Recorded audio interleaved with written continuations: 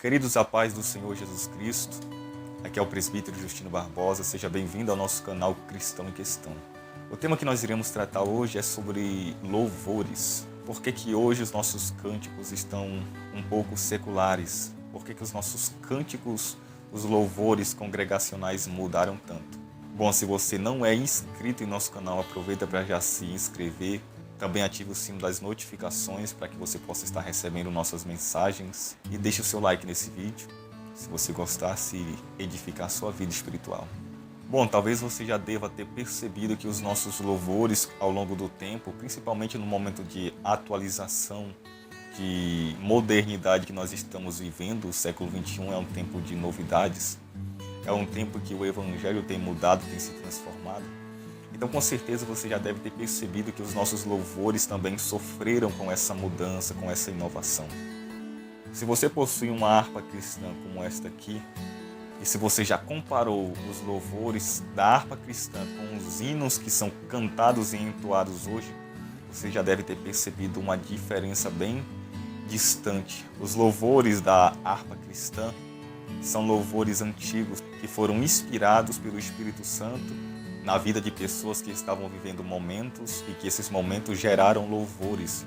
E geraram louvores que são cristocêntricos, teocêntricos e que glorificam a Deus e que falam da obra de Cristo. Muitos dos louvores da harpa falam da obra que Cristo, enaltecem a obra que Cristo realizou na cruz, falam do caráter, dos atributos de Deus. Só que quando nós hoje nos defrontamos com os louvores que são cantados por esse ramo chamado gospel, a gente nota uma diferença bastante visível. Para nossa meditação, eu gostaria de citar um texto de Salmos, o livro dos Salmos, número 22, versículo 3. A palavra de Deus vai dizer: "Contudo, tu és santo, entronizado entre os louvores de Israel." Esse é aquele versículo que muitos usam na igreja para dizer que Deus habita no meio dos louvores. Mas a gente tem que entender como Deus habita no meio dos louvores, porque não é qualquer louvor que Deus está presente. Muitos dos louvores que estão sendo cantados hoje, Deus não está no meio, Deus não habita nesses louvores. Primeiramente, o salmista faz menção do atributo santidade. Ele diz que Deus é santo. Ora, se Deus é santo, tudo que tem que ser dedicado a Ele deve ser santo. Então, em seguida, o salmista diz que Deus, ele habita, está entronizado. Quer dizer que Deus, ele tem um trono, e esse trono de Deus está edificado no centro dos louvores de Israel, dentre os louvores de Israel.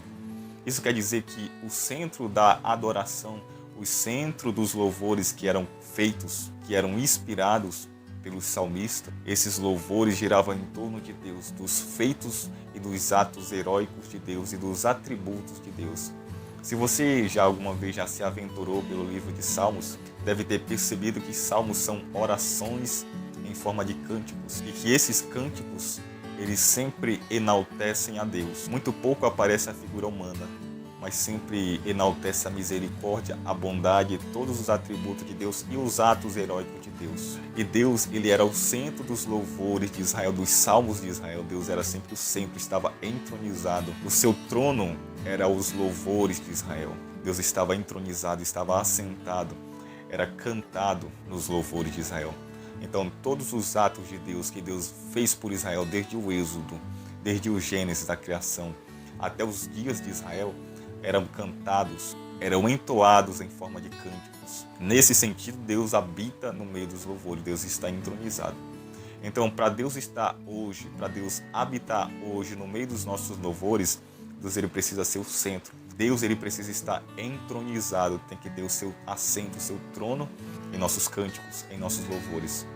Só que os nossos louvores mudou nesse sentido, em que Deus, ele não está mais entronizado e Deus não é mais o centro. Nossos louvores não giram mais em torno de Deus, dos atos de Deus, dos atributos de Deus, dos feitos de Deus, das proezas de Deus, de tudo que Deus faz, fez e fará. Nossos louvores não falam mais dos atributos de Deus: misericórdia, bondade, amor, longanimidade. Nossos louvores não falam mais dos atos que Deus fez. Nossos louvores não mais glorificam o ato que Cristo realizou na cruz do Calvário. Se você prestar bem atenção, Jesus Cristo ele faz menção do Espírito Santo. E na primeira vez que Jesus Cristo faz menção do Espírito Santo, ele diz que o Espírito Santo não falaria de si mesmo, mas me glorificaria. Ora, o Espírito Santo ele é Deus, é a terceira pessoa da Santíssima Trindade, é divino. Mas o próprio Espírito Santo, sendo Deus, ele enaltece, glorifica a obra que Cristo realizou. Então os nossos louvores têm que falar de Cristo, dos seus atos, que foi realizado e que estão sendo realizados e serão realizados. Obras que foram feitas no passado, que estão sendo feitas no presente e que serão feitas no futuro. Deus tem que ser o centro do nosso louvor nesse sentido. Nós temos que cantar sobre os atributos de Deus. Só que os nossos louvores estão sendo secularizados. Muitas das vezes a gente escuta louvores que dá uma impressão que estão sendo cantados mais para uma figura humana do que para Deus. Certo que Deus tem a sua natureza teantrópica, uma natureza humana e uma natureza divina. E nós não podemos desprezar nenhuma dessas duas naturezas, porque essas duas naturezas fazem parte da cristologia sadia. Mas a gente não pode limitar a Cristo somente a sua figura humana, mas nós temos que reconhecer a divindade de Cristo. Os nossos louvores hoje têm imperado um tratamento que eu considero que não é adequado para Deus. Muitos louvores as pessoas chamam Deus de você, você. Isso tem virado um modismo dentro dos louvores. Não se tem mais aquela reverência, o temor. Diante do nome do Senhor nós temos que tremer, porque o nome do Senhor é santo. Então nós não podemos tratar Deus e reduzir Cristo meramente a uma figura humana, mas temos que reconhecer que acima da humanidade de Cristo existe um senhorio. Jesus Cristo é Senhor dos senhores. O apóstolo Pedro, em Lucas 5, ele se rendeu diante de Cristo. Mesmo sabendo que Cristo era humano, mas ele se rendeu, se prostrou aos pés de Cristo e disse a Jesus: aparta-te de mim porque eu sou pecador. Pedro reconheceu que, além da figura humana, Cristo também era Deus, era divino. Era uma pessoa, um ser santo, que merece todo o respeito, temor e reverência. E nossos louvores têm se tornado bastante comum, tem se difundido esta prática de chamar Cristo de você, tratar Cristo como eu trato qualquer pessoa. Isso é algo que eu considero errado, é algo que eu considero que deve ser banido dos louvores hoje. Outro erro que tem acontecido em muitos dos louvores que são compostos é destronar, é tirar Deus do centro do trono e colocar a figura humana como centro do louvor. Os nossos louvores não são mais teocêntricos, nem cristocêntricos, mas são antropocêntricos. O homem, as suas necessidades, aquilo que ele precisa é o centro dos nossos louvores. Nossos louvores giram em torno das necessidades humanas. Nossos louvores mais satisfazem o ego humano, massageiam o ego humano do que fala dos atributos e dos feitos de Deus. O homem hoje tem sido o centro dos nossos louvores. Nossos louvores estão cheios de triunfalismo. São louvores que dizem que você vai vencer e vencer e vencer e não mais falam dos atributos de Deus. Nossos louvores estão cheios de prosperidade. Os nossos louvores têm gerado pessoas egoístas, porque são louvores que incentivam uma vingança, um orgulho.